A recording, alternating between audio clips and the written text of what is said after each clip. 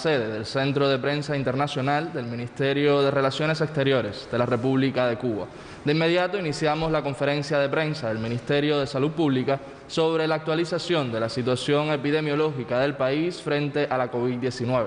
Nos acompaña, como ya es habitual, el doctor Francisco Durán García, director nacional de epidemiología del MINSAP. Doctor, buenos días. A ustedes, a Gisela, que nos apoya desde los estudios, y a toda la población, a todas las personas que siguen nuestra información todos los días.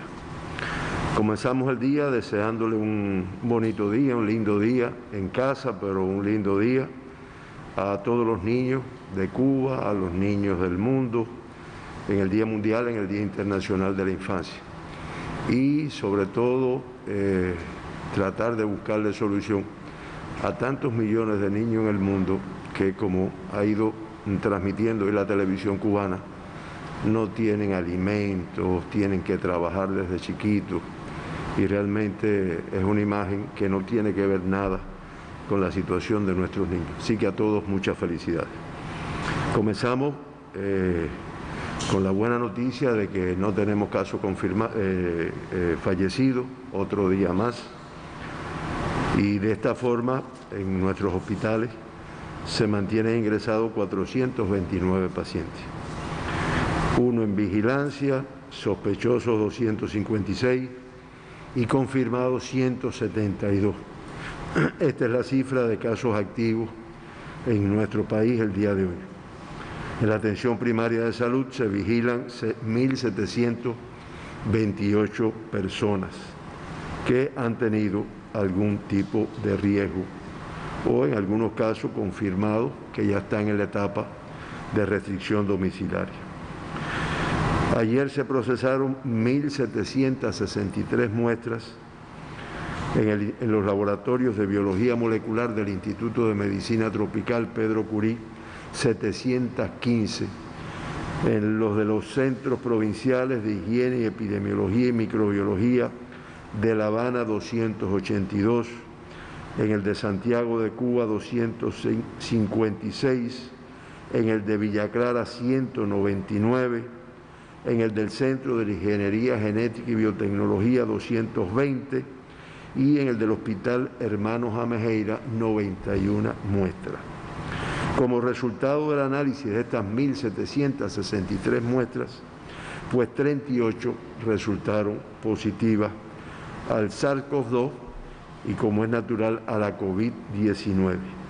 Esto representa el 2,15% de las muestras analizadas en el día de ayer.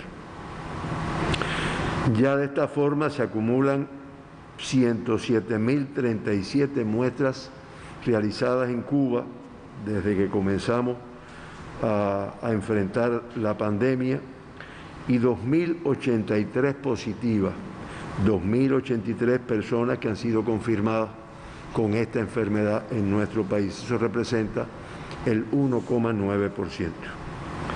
De los 38 casos que se confirmaron ayer, todos son cubanos, lo cual ha venido ocurriendo desde hace varios días. 36 fueron contactos de casos confirmados, el 92,31%, importante grupo de riesgo, acumulándose ya 1.827 que han sido contactos de casos confirmados. Por lo tanto, el 89,4%, prácticamente el 90%, de las personas que han sido confirmadas en Cuba, pues su relación epidemiológica es con un contacto con alguna persona que ya previamente había sido confirmada. 2 personas en el día de ayer, no se precisa todavía la fuente de infección, aunque se sigue investigando, y de esta forma se acumulan en toda la epidemia, toda la pandemia, 82 casos en los que no se ha logrado identificar la fuente de infección. Se mantienen los 103 personas que han tenido como fuente de infección el exterior de nuestro país, el extranjero, el 6,4%. De los 38 casos diagnosticados ayer, 24 son del sexo femenino.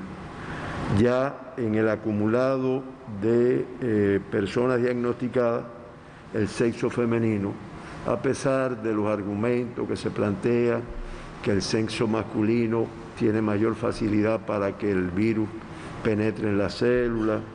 Sin embargo, en Cuba ya el 50,2% de las personas diagnosticadas son del sexo femenino. Ayer, 14 son del sexo masculino y un acumulado de 1.038 casos, el 49,8% son del sexo masculino. El 33 de los 38 fueron asintomáticos. Fíjense que esto crece, ya estamos hablando del 86,8%, 84%.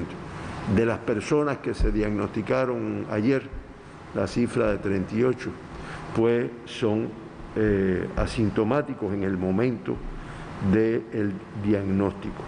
Y ya se acumulan en nuestra evolución de la pandemia 1.087 personas que han sido asintomáticas en el momento del diagnóstico, el 52,2% de los confirmados hasta esta fecha. Los grupos de edad más afectados fueron los menores de 40 años con 19 casos, 50%, seguido del de 40 a 60 años con 15 casos, el 39,47%.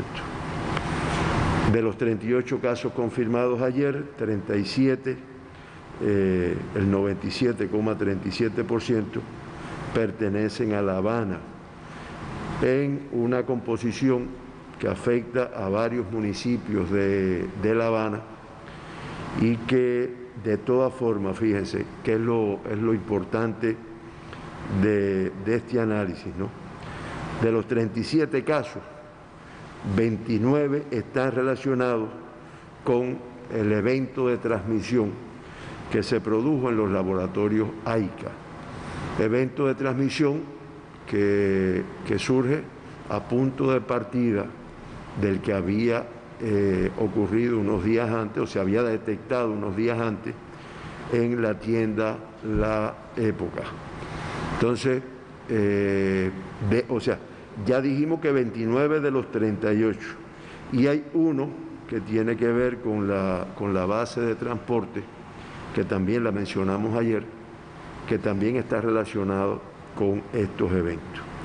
O sea, aunque ustedes vieron ahí en la pantalla los municipios que están afectados, la población insiste mucho en esta información, pero sí queremos quedar claro que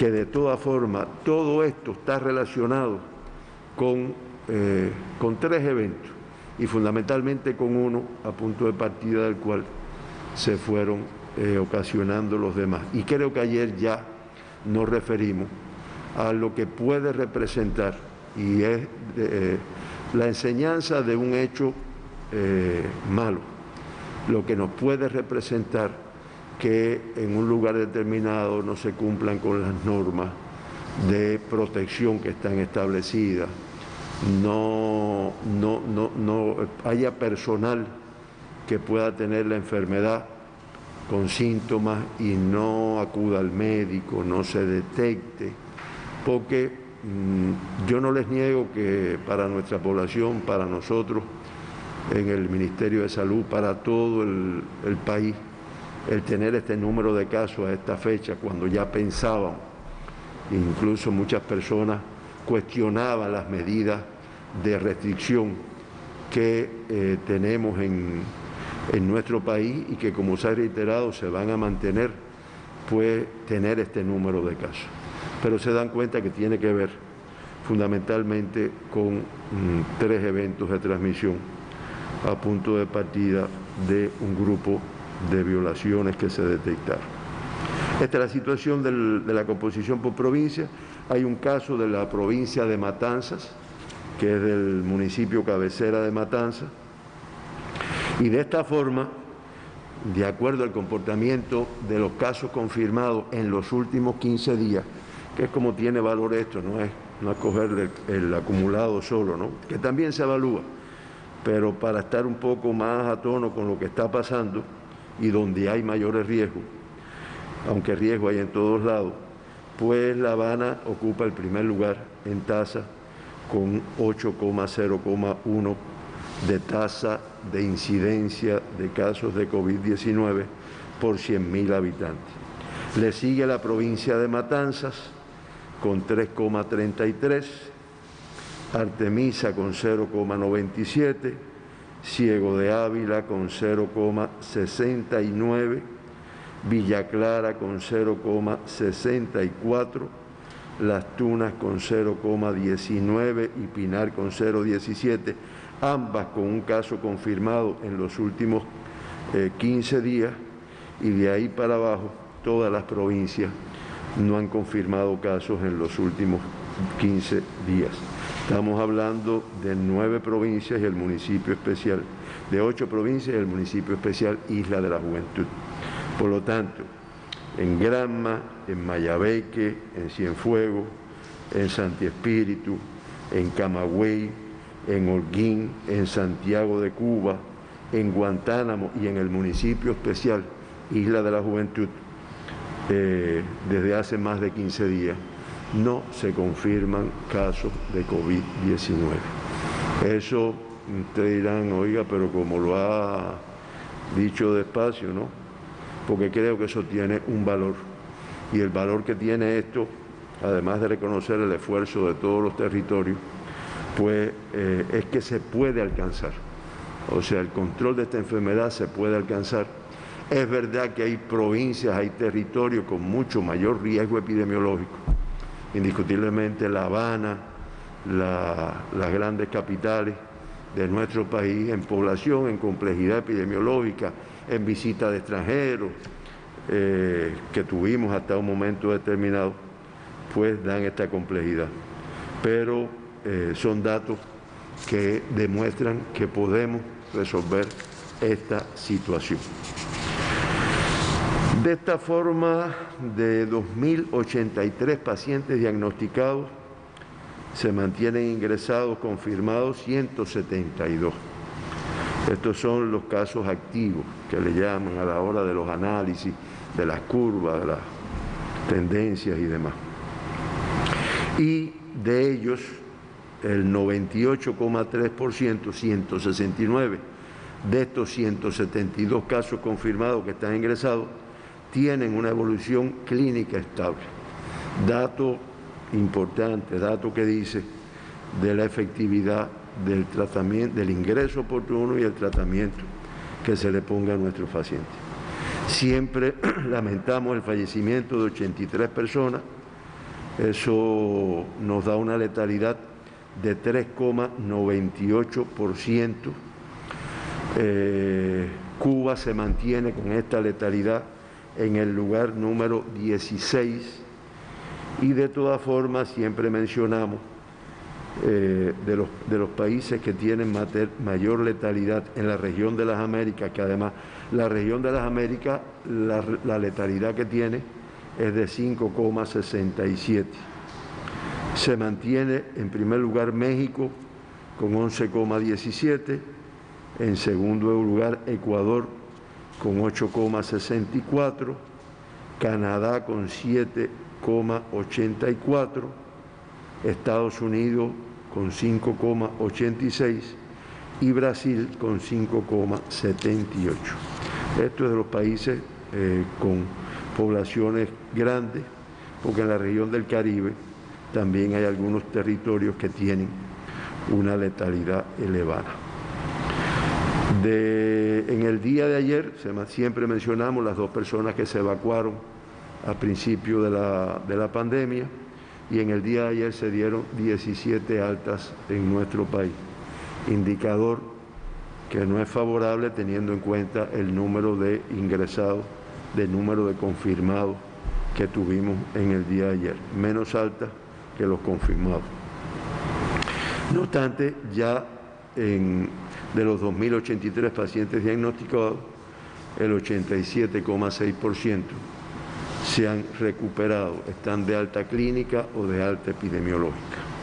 Y hoy informamos que tenemos 3 pacientes en estado grave.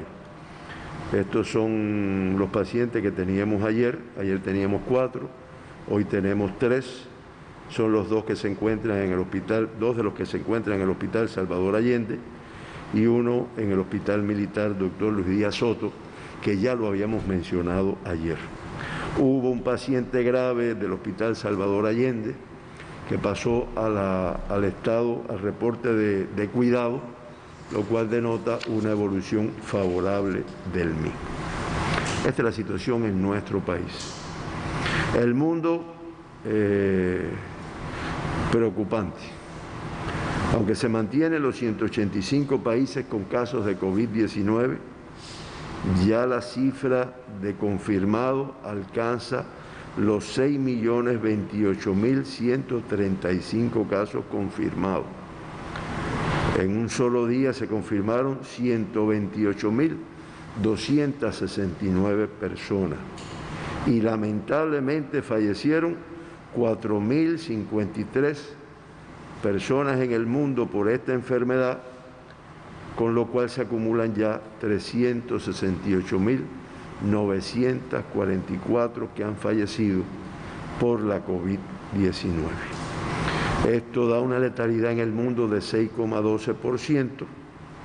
La región de las Américas no menos favorable. Ayer se confirmaron 77.031 casos y se acumulan 2.846.391 casos confirmados, que representan ya el 47,22% del total de casos que se han reportado en el mundo.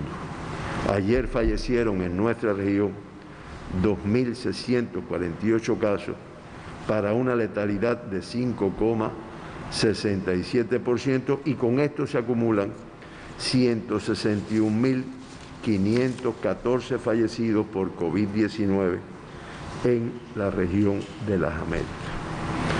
Hoy no tenemos muchas interrogantes que responder. No obstante, yo quería hacer un comentario de un artículo que se publicó en el día de ayer y es el análisis del comportamiento del mundo.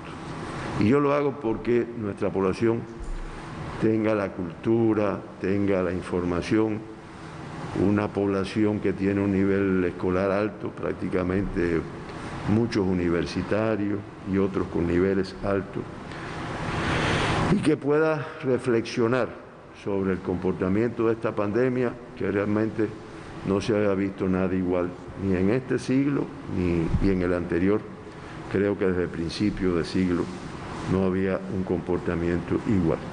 Y se refiere a que el total de casos en el mundo ya supera los 6 millones de casos, ya que los casos de Brasil alcanzaron nuevos máximos diarios y se siguen reportando grandes cantidades en otros países grandes. Estamos hablando de países con poblaciones muy elevadas, como son Estados Unidos, Rusia y la India. Se plantea que los casos tardaron solo 9 días, fíjense, en aumentar de 5 millones a 6 millones de casos confirmados, lo que es 3 días menos de lo que tomó para que los totales aumentaran de 3 millones a 4 millones. O sea, cuando uno pensaría que con las medidas, con el conocimiento que se va teniendo de algunos aspectos epidemiológicos, clínicos de la enfermedad, tratamiento, prevención, esto pudiera ser al revés. El ritmo de crecimiento fue mucho mayor, reitero, en 3 días menos se incrementó el millón, para 3 días menos para que de 3 millones pasara a 4 millones y de 4 millones a 5. Sin embargo, de 5 días, de 5 a 6, pasó rápidamente. El total global hasta el día de ayer era de 6.014.117 y ya 627, ya hoy la cifra es mayor, yo le acabo de decir, murieron a causa de sus infecciones. Esto es solamente para reflexionar por qué todavía mantenemos medidas de restricción, por qué no hay oportunidad en la cual, no el caso mío, que en definitiva represento a muchos trabajadores de la salud, sino en caso de las máximas autoridades de nuestro país, nuestro general de ejército, nuestro presidente, nuestro primer ministro, viceprimeros ministros, ministros, continuamente están reforzando la necesidad de que la población se proteja. Nasobuco, distanciamiento, quédate en casa, lavado de las manos, utilización del hipoclorito o el alcohol, y que realmente no siempre se cumplen estas indicaciones. Y también porque muchas veces, bueno, pero ¿por qué no acaban ya de abrir? Ya estamos hablando de un número de provincias, el municipio especial, abrir la entrada de turismo, y creo que, como diría, saque usted sus propias conclusiones.